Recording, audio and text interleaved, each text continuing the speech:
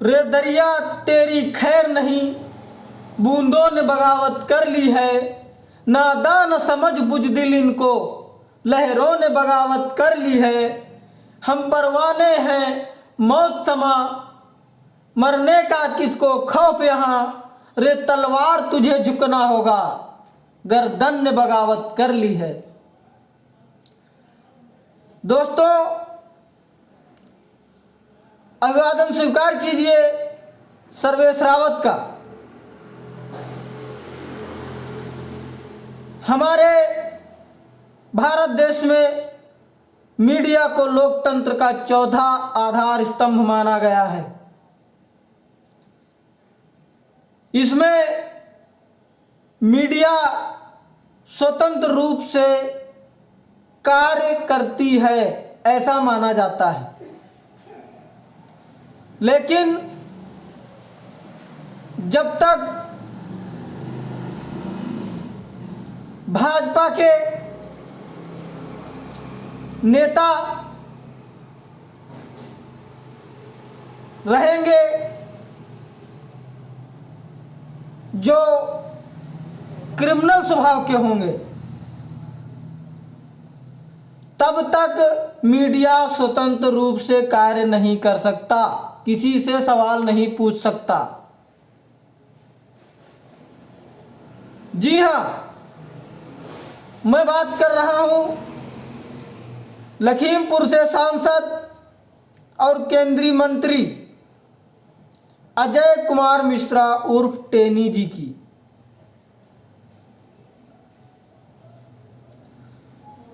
मंत्री महोदय से एबीपी के न्यूज रिपोर्टर ने सिर्फ इतना पूछ लिया कि आपके बेटे पर जो किसानों की हत्या के केस चल रहे हैं उसमें क्या होगा। बस इतने में मंत्री जी का गुस्सा सातवें आसमान पे जाता है और वो बौखला कर, उनको ये भी ध्यान नहीं रहता है कि कैमरामैन का कैमरा चल रहा है और वो न्यूज रिपोर्टर को गालियां बकने लगते हैं। मैं पूछना चाहता हूं, इस देश के सबसे बड़े channel, national channel ABP news के रिपोर्टर को अगर भाजपा के नेता, गुंडे नेता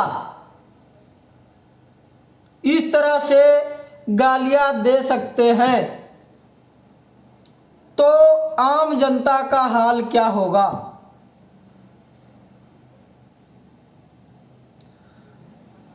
हमें तो सोचकर बड़ी शर्मिंदगी होती है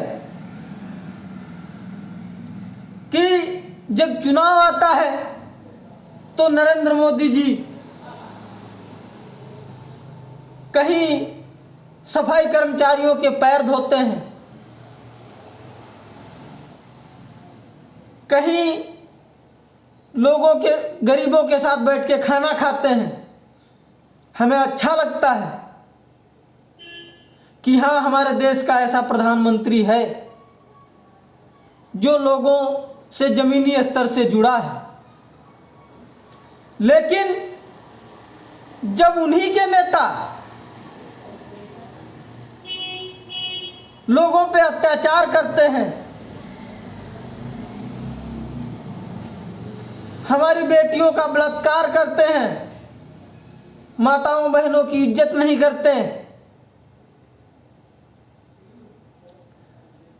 और भाजपा के सारे शीर्ष नेता, बड़े नेता उन्हें बचाने के लिए दौड़ पड़ते हैं,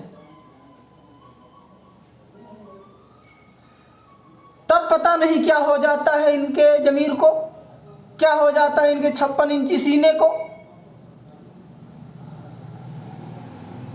तब हमें लगता है कि एक ऐसा कमजोर प्रधानमंत्री है जो सिर्फ सत्ता में बना रहना चाहता है, उसे लोगों की सुविधाओं से कोई मतलब नहीं है। लोग मर रहे हैं, लोगों के घर में खाने के लिए अन्न नहीं है, महंगाई इतनी साथियों आसमान पे है।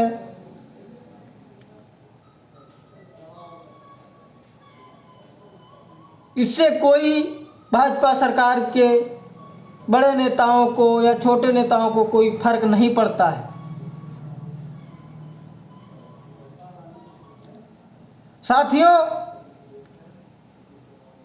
हमारे वीडियो बनाने का सिर्फ यही मतलब है कि जब तक हम और आप जागरूक होंगे, अपने गांव क्षेत्र में लोगों से जागने की बात नहीं कहेंगे, तब तक ये नेता इस देश की जनता को लूटते रहेंगे, नोच के खाते रहेंगे और तुम्हारी मूलभूत सुविधाओं पे बात नहीं करेंगे। मैं पूरे दावे के साथ कह सकता हूं कि किसी भी भाजपा नेता को बैठा लिए और उससे सिर्फ 3-4 शर्तें रखवा लीजिए कि आपको गाय पे नहीं बोलना है, आपको राम मंदिर पे नहीं बोलना है, आपको हिंदू मुस्लिम के बारे में नहीं बोलना है, आपको पाकिस्तान पे नहीं बोलना है। आप सिर्फ मुद्दों की बात करेंगे, विकास की बात करेंगे। एक गरीब आदमी को अच्छी स्वास्थ्य सुविधाएं कैसे मुहैया होंगी, गरीब आदमी का लड़का अच्छे स्कूल में कैसे पढ़ेगा, तो ये 5 मिनट भी नहीं बोल सकते। सरकार तो आई थी अच्छे दिन लाएंगे ये कहकर, हो क्या रहा है आप देख ही रहे होंगे। किसानों को खाद नहीं मिलती, बिजली का उत्तर प्रदेश में ऐसे ही बुरा हाल है, महंगाई साथियों आसमान पे जा रही है। एक बात नोटिस की होगी, लेकिन पिछले 20 दिनों से डीजल पेट्रोल पे कोई दाम नहीं बढ़े हैं। क्यों? क्योंकि उत्तर प्रदेश में चुनाव हारने का डर सता रहा है। अगर ये उपचुनाव में हारे ना होते तो ये जो गला फाड़ के चिल्लाते हैं कि हमने 12 रुपये डीजल पेट्रोल कम किया, ये 12 रुपये शायद और बढ़ गया होता। दोस्तों, अगर महंगाई से छुटकारा पाना है और अच्छे दिन वास्तव में लाने हैं तो भाजपा सरकार को अब की बार हरा दीजिए। और तुम्हारी मूलभूत सुविधाएं के बारे में अगर कोई बात करता है, आजादी के 75वें साल में आज तक किसी भी पार्टी ने तुम्हारी मूलभूत जरूरतों पे बात नहीं की। आम आदमी पार्टी एक ऐसी पार्टी है जो आम आदमी के मूलभूत सुविधाओं पे बात करती है और काम करती है। विधायकों और सांसदों को 4000 यूनिट बिजली फ्री मिलती है, लेकिन हमारे नेता अरविंद केजरीवाल जी ने एक गरीब आदमी को मात्र 300 यूनिट बिजली फ्री देने का वादा क्या कर दिया, और ये जनता को मुफ्तखोर कहेंगे।